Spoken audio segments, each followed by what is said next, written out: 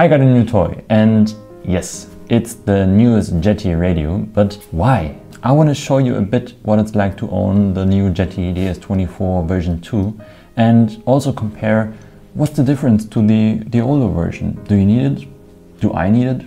I mean, better have it than need it, right?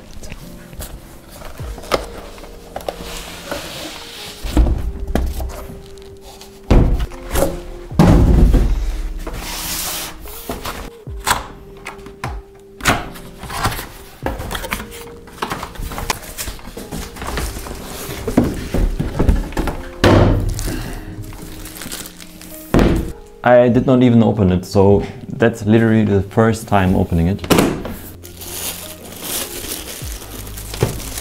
We also talk about what's also inside the box, but let's first have a look at the radio itself. So, this is the newest Jeti radio, the DS24 V2. I have here the carbon edition with a bronze colored finish, and this not only feels really good, but it's also even lighter than the first version. Besides the completely new housing, we also have many other features, and I want to go into detail, but let's first have a look what's also inside the box here. So we get a lovely receiver. This seems to be a 12-channel receiver with an assist also, so really nice. Of course, we got the strap. We got keys for the box. Who needs that? We have a charging cable with the adapter. Perfect. So the new radio is being charged with USB-C. That's perfect. But Jeti really recommends to use the standard adapter that's in the kit already, because the radio does not like a higher amp or volts than this adapter gets. We get a small manual for the receiver and some small tools for changing the mode. For example, we're going to do that in a second. And of course, like always, this. I honestly never used this before on my old radio. So this is the box of my old radio, and as you can see, it has been used a lot, and I really enjoyed using my old radio. I mean, now old radio, because it not only feels so high quality, it really is. Software, hardware, it is so reliable, and I never had any problems with no signal or whatever. So I really trust this system. Imagine you have a plane worth thousands of euros and you go for the cheapest radio. That does not make any sense for me. So I always choose the best. So now we got both radios side by side, and let's have a look at what changed. The size is almost the same, and the only small difference I notice is nothing. Joking. This feels totally like the old one, just that the new one is a bit lighter, as I said already.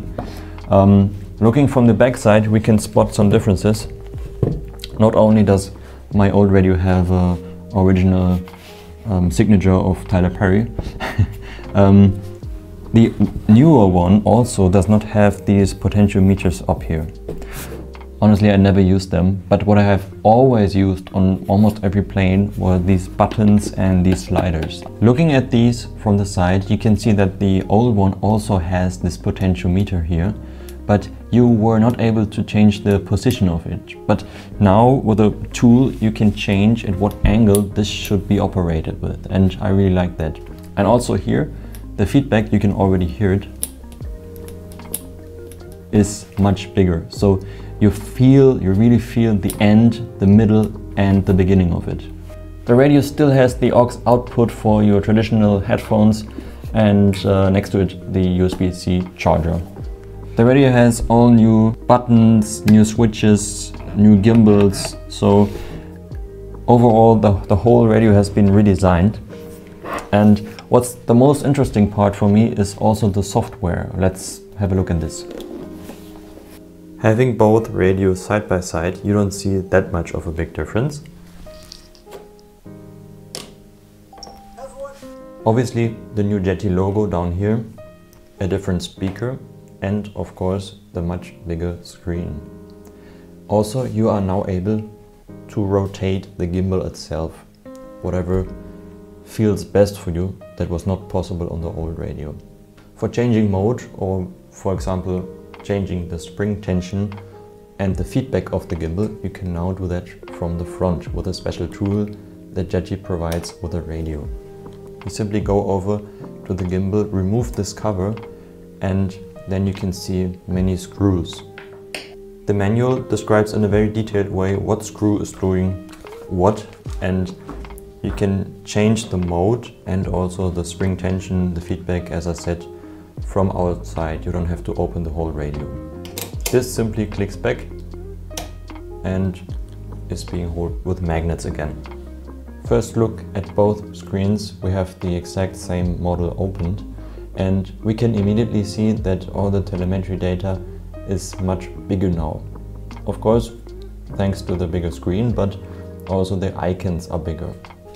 Going to the menu, we can find on both radios the exact same layout. You don't have to learn anything new. The new radio is just with bigger text, bigger symbols, so better to read and a bit easier to understand, I'm sure. Going to the system functions, we have a new point, which is Bluetooth. If you enable Bluetooth, you can connect the radio with your phone with a Jeti Studio app. You are then able to read all the telemetry data, for example speed, height, GPS, location, distance, whatever. I really like that feature. And because the new radio has no audio output on the front, only on the back, you can also connect your Bluetooth headphones with the radio. You don't have to mess with any cables anymore. You can see the power button lighting up. You can also set up what color this should display, showing you if the radio is charging, if it is charged, or if it's just operating normal.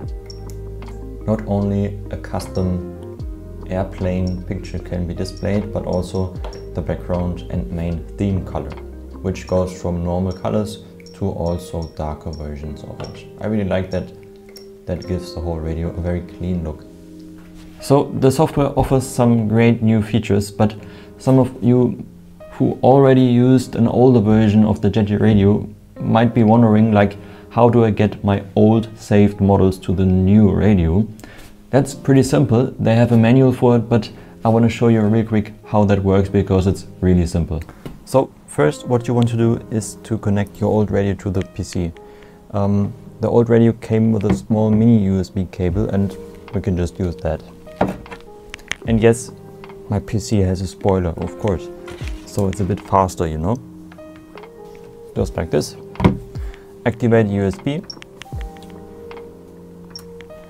Yes, you can find our folder called model, and we just copy all the models inside, put them on a folder at our desktop. By the way, this is also possible with the Jeti Studio, but that's an easy way. And then we can close everything, disconnect our radio, and connect the new radio to the PC, this time with USB-C cable. And then it also asks us to activate USB. The right folder already pops up here. We just have to go into the model folder and delete the test model. We don't need that anymore.